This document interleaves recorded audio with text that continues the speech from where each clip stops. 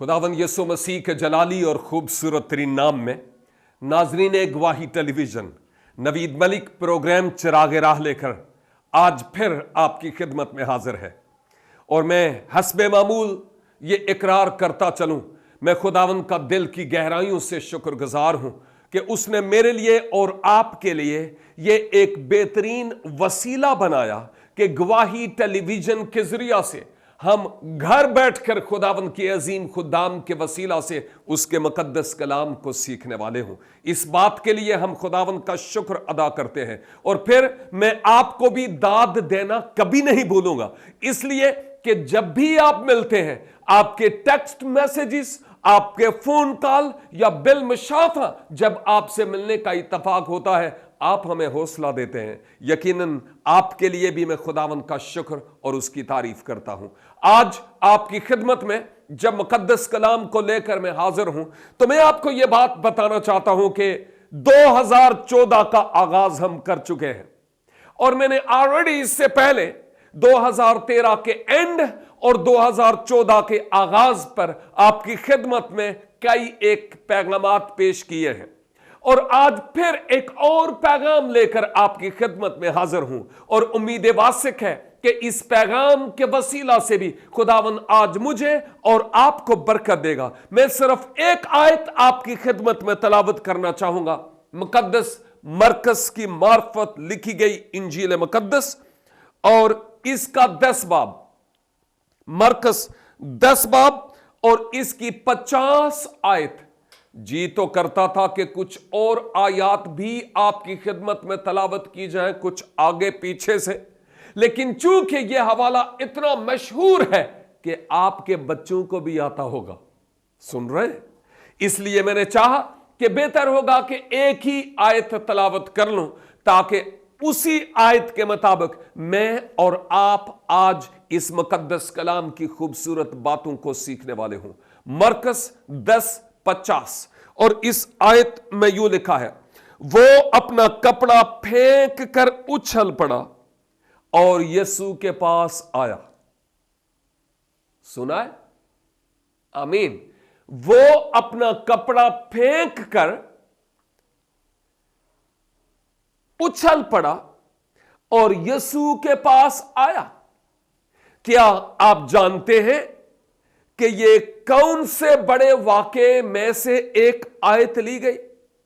हां, बहुत सारे लोग आप में से वो हैं जो खुदावंद के मुकद्दस कलाम को पढ़ते रहते हैं, तलावत करते हैं, स्टडी करते हैं, और जब आप गिरजे में चर्च जाते हैं तो वहां पर आप सुनते हैं कि खुदा का बंदा क्या कह रहा है, और आप गवाही टेलीविजन के इन मुख्तलिफ प्रोग्राम्स को भी गौर से सुनते हैं। और आपको पता होगा कि यह हवाला, यह आयत जिस अहम तरीन वाक़े से ली गई है, वो वाक़या यरीहू का है।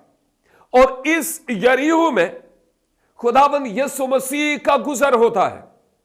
और बाइबल मुकद्दस के आलम लोग यह बयान करते हैं कि बाइबल के जमाने में, यीशु के जमाने में जो उस वक्त यरीहू था, वो इंतहाई खतरनाक इलाका था।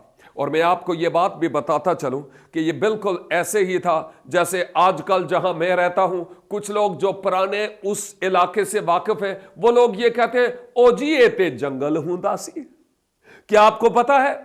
आप में से वो, आप नहीं, वो जो, हां, आपको चूंकि पता है कि ये जो डिफेंस व्यू का इलाका है, जुनेजो टाउन, ये पहले क्या होता था पता है आपको? एक गंदा नाला।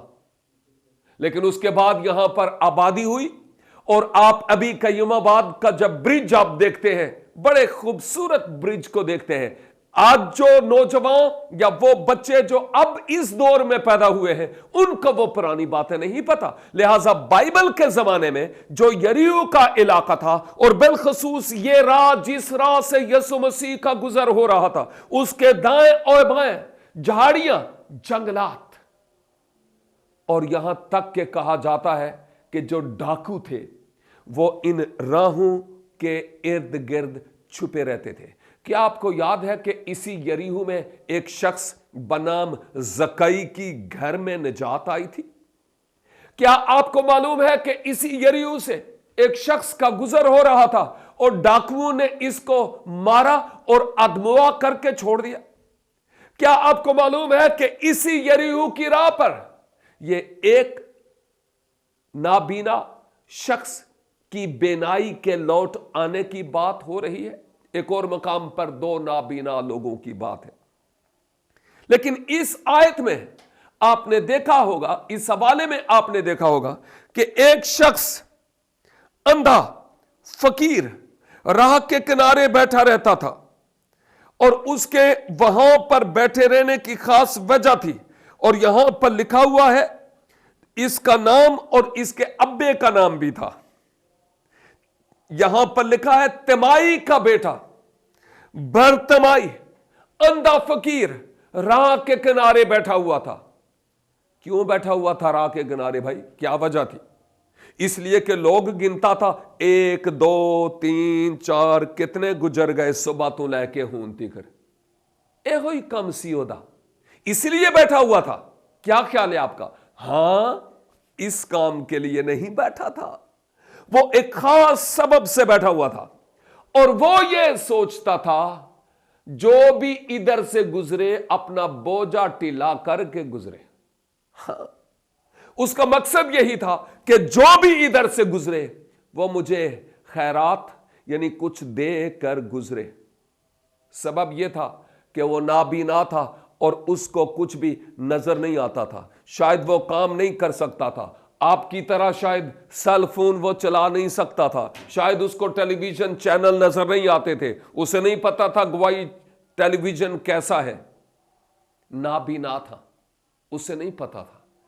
खैर, ये जो सेल फोन वाली बात है, आज तो ध्यान इधर आपकी तरफ होता है, जिस तरह अभी आप मेरी तरफ देख रहे हैं और उधर से लगे होते हैं। पता नहीं उनको ये सेल फोन के वो की पैड के जितने भी नंबर वंबर ABC है किमें जबानी याद हो जाती, वेखदे हो दर हुंदे ने और पूरे की पैड उनको जबानी याद होता है और वो यूं जल्दी जल्दी कर लेते हैं। हाँ, मुझे पता है आप भी बड़े माहिर हैं, लेकिन मैं आपको यह बात बताना चाह रहा हूं, यह जो शख्स था नाबीना था और ये कुछ भी देख नहीं पा रहा था।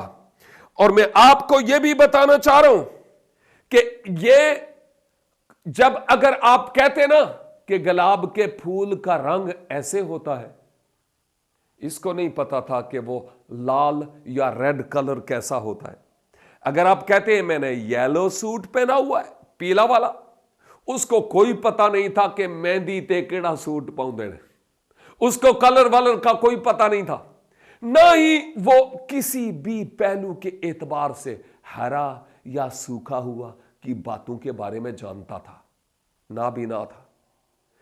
सुनिए गौर से, अगर आप उसकी जगह होते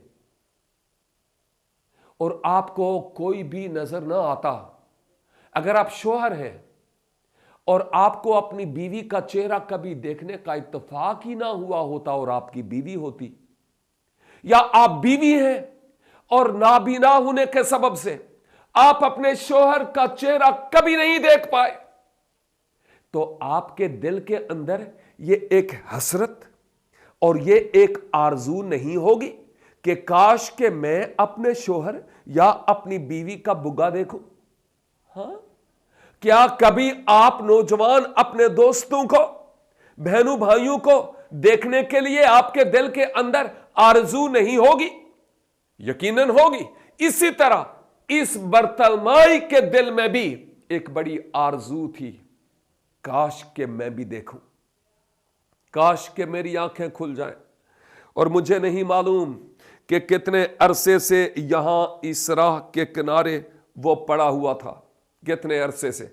और अगर आपको याद हो तो मैं आपको ये बताया था ज़क्कई के बारे में कि लगता है बिल्कुल सेम वही स्टोरी यहां है। मुझे लगता है कि बरतलमाई को किसी ने किसी वक्त ये बताया था कि बरतलमाई भाई, आपकी आंखों में फिर से नूर आ सकता है, आपकी आंखों में फिर से कुव्वते बेनाई वापस आ सकती है, बशर्ते के तुम्हें एक ऐसा शख्स मिल जाए जिसका नाम यीशु मसीह नासरी है।